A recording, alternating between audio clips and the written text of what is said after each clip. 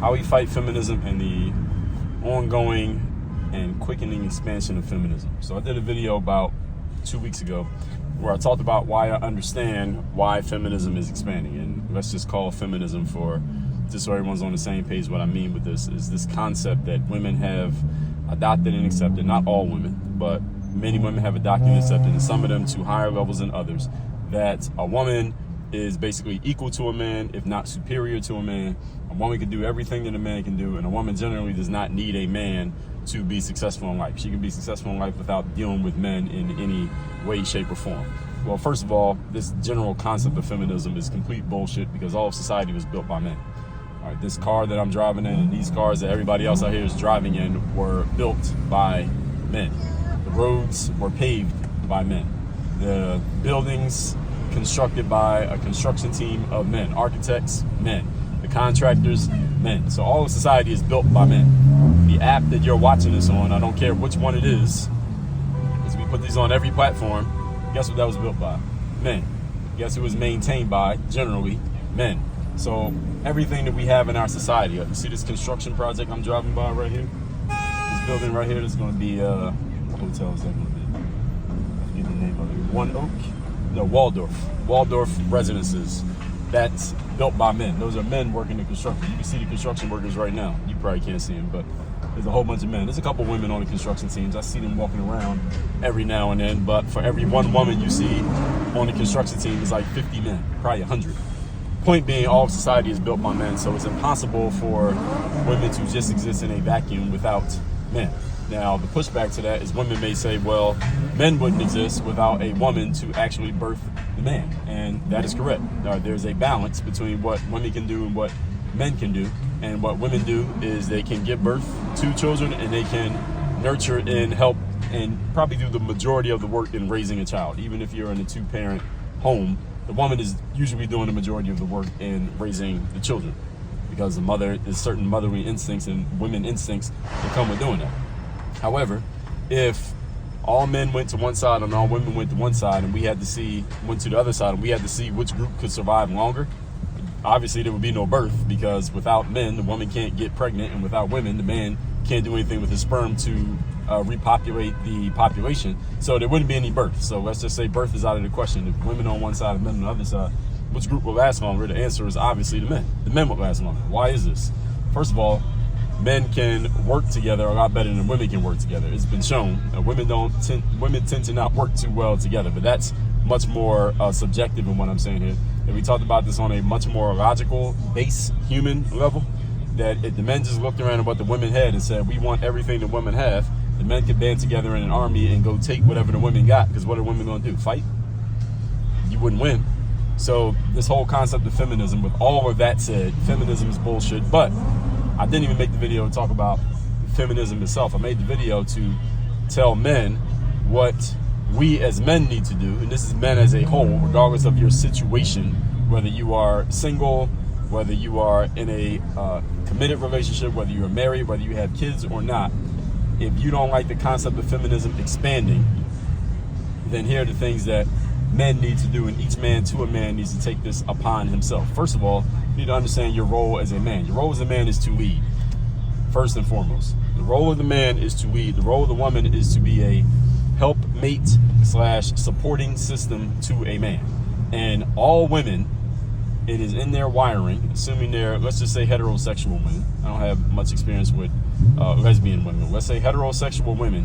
When they are around a man who is a leader and they trust and respect as a leader, women will naturally fall into their positions and follow when a man is actually leading. And when a man is not leading, then women, noticing the void in the situation, they will step up and do what the man is not doing, and they will lead. So a lot of women who have bought into feminism have somehow, some way, whether by their own devices or by something that a man didn't or did not do, or again, something the woman did to set themselves up this way, sometimes even seeded by their own mothers and their own history, their childhood growing up, and their own environments, they find themselves in a situation where they don't see, by their estimation, any man who they trust and are willing to follow as a leader. Therefore, they step up and lead on their own. Now, sometimes women have been conditioned to think this way because their mothers were like this. Your mothers didn't have a good relationship with your father, so they taught you that men ain't shit. So now you grew up thinking men ain't shit, even though that isn't your personal experience. It's just what you learned as a child. It hasn't been your adult experience. Other women, maybe you were with a man and he did something that you didn't respect or like, or you got burned by multiple men. That has to have something to do with you because you were involved in one of those situations. But regardless, you decided that you don't like men or you don't trust men or whatever. You end up not being around any man to be a leader in your life. So you end up in that situation. Another thing that can happen is, we could just say those two situations. For whatever reason, the woman has decided that there are no men around worthy of following, so you step up and you become the leader. Men, if you step up and lead, and this is each one of you individually, you just step up and be a leader in your own life. First, start with just leading yourself. Lead the person in the mirror. Do the things you tell yourself you're going to do. When and how and where you tell yourself you're going to do them. Every time you tell yourself things need to get done, you just get it done. That starts to build self-accountability and personal discipline. And self-accountability and personal disciplines are requirements of a leader. Before you can lead other people, you had to hold yourself accountable and you had to have personal discipline. Therefore, you can hold other people accountable and you can tell them that they need to be disciplined, or at least you can influence them to be more disciplined because they see you being disciplined. That's the way that leadership works. So it starts with the man actually doing his damn job. And I talked about this in the video on feminism, that feminism is a trashy idea that many women have picked up for myriad reasons. I've touched on a few of them here in this video, but the main reason feminism persists, the concept of feminism persists in our society, is because men have not stepped up and put women back in their place. And when I say put women back in their place, let me be clear what I mean by that. It doesn't mean anything negative about women. I just told you what happens when a man steps up and is actually leading, is that women will naturally fall into a follower position. That's the natural role of a woman, is to be the helpmate to a man. When a man is being a man and doing what a man is supposed to do, that activity alone, that mindset and that energy alone puts women in their place where they will naturally want to follow you because you are leading. If you don't lead, the women get out of their natural place and they decide to start leading themselves. So when I say put women in a natural place, it doesn't mean you walk up to a woman and say, hey bitch, you're gonna follow me. No, because see, when you're really leading, you ain't gotta say that. Your behavior and your energy says it, and the woman decides to follow without you having to say a word. That's what men need to do.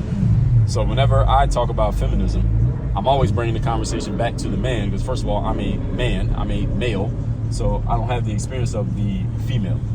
So I'm going to tell men what men need to do, because in my world, everything starts and ends with the person in the mirror. Whether you are succeeding or failing, doing what you want to do or not doing what you want to do, everything starts with you and everything ends with you, even if the conversation is about them. Conversation feminism is about women and their mindsets, some of them, but what we're really going to make it about is you, because you're the thing that we can control. I can't control a woman. And you don't even need to try to control a woman, because again, when you're leading and doing what you're supposed to do, the woman will control herself and follow your lead. So you can influence her by your behavior. And one thing that I tell people all the time is that in life, and this is part of mental toughness, 99% of what happens in life is outside of your control. You have no control over a woman that you meet tomorrow and whether she has consumed hours and hours and years of feminist material that has indoctrinated in, for lack of a better term, has coded her brain into thinking this is the way that she's supposed to live. It's crazy traffic out here right now. I think I gotta go a different way. So if you meet a woman who has this in her head, it ain't really anything you can do to undo that. But that's the 99% you can't control. The 1% that you do control is how you show up in dealing with any woman who you do come across. And if you show up as a leader, you show up as a person who has his shit together and know what he's doing, and you carry yourself in such a way that it influences and persuades other people to want to follow you, then it doesn't matter what she's taken in all of her life. When she comes across your energy is going to win. Understand, anytime two people are engaging with each other, whoever has a stronger conviction and a stronger energy in whatever they're doing, saying, thinking, believing, they lead the other person. In the sales world, they call it pacing and leading, where in the sales world, you do it on purpose. You kind of mimic what the other person is doing as far as their language, as far as their positioning, their body language, all of that stuff, the way they're holding themselves. And then once you get on the same page as them, so to speak, then you can take the lead and start doing it. So it's kind of a form of manipulation, but everything in life is manipulation if you really think about it. And to lead other people, the first thing you do is you step up your own energy and your own approach such that the people around you see that you're a person worthy of following, they keep following. All right, so the way that men fight against feminism, especially if you find yourself a victim of it, let's just say, based on the women you've been dealing with, is you step up your own shit, step up your own game. Are you waking up early every day the way you're supposed to? Are you getting up when the alarm goes off, or even before the alarm goes off? Are you going to work the way you're supposed to? Are you doing all these things that you want to do independently that doesn't have anybody breathing down your neck? Do you need a supervisor or a boss looking over your shoulder for you to do your damn job and everything that you're supposed to do? Ask yourself these questions. Because if you're not doing it, then who do you have to blame for feminism being feminism? They're looking at you and they're not seeing masculinity. So what do you expect a woman to do? So over here in our world, as I just told you, we always bring everything back to number one, the person in the mirror, because that's the person who we control. That's the person we have responsibility over, and that's the person who we ultimately have to answer to, regardless of what anybody else out there is doing. So if you want to see feminism shrink down, then we need more men to step up. We need a lot of you men who may have been done the word is escaping me, but you have been done, let's just say, incorrectly by your fathers, because your father wasn't around to raise you and teach you what a man looked like in a relationship with a woman. Then you need to not perpetuate that cycle of men not having a masculine figure in their lives, and you could be a masculine figure for other men, even if you don't have kids. You damn sure need to be the masculine figure for your kids if and when you have them. But you could be a masculine figure, period, just by the way you show up in life for anyone who's around, even people who are watching you on the internet who you will never even meet.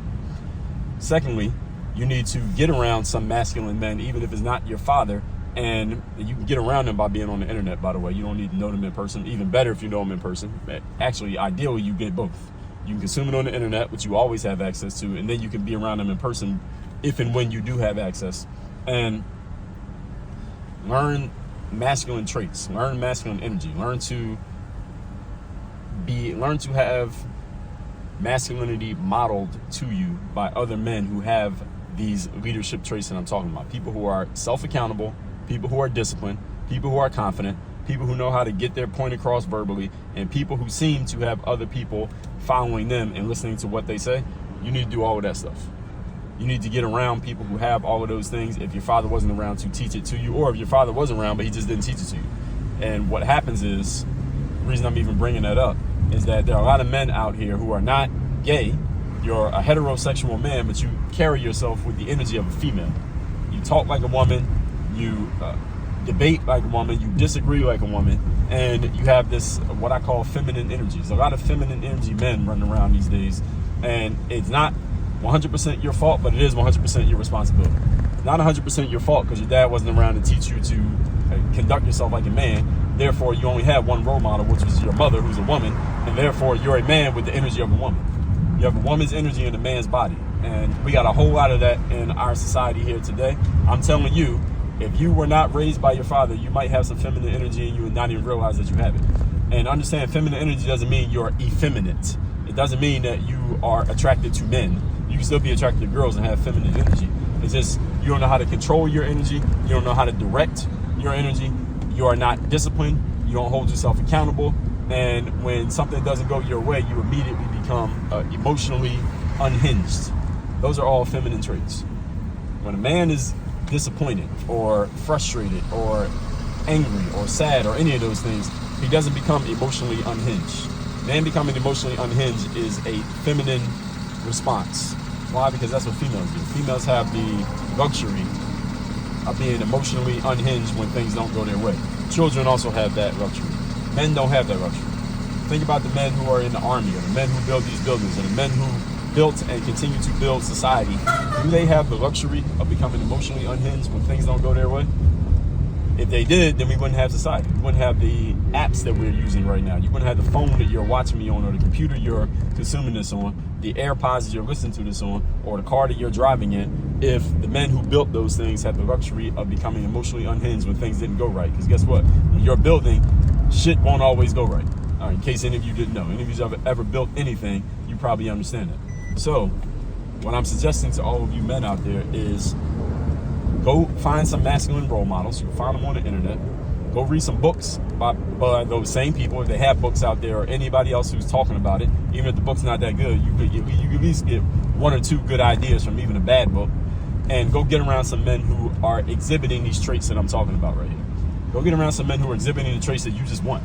Because here's the thing about masculinity for men, is that even if I didn't give you a definition or some directions to go off of when it comes to being a more masculine man, I wouldn't have to give you directions, because you as a man, it is part of your wiring as a man to be attracted to and want to model masculine energy.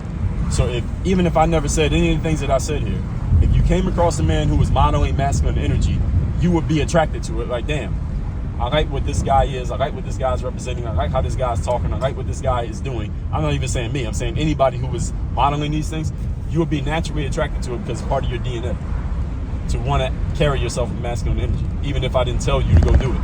It's not a logical thing. It's evolutionary. It's inside of you already.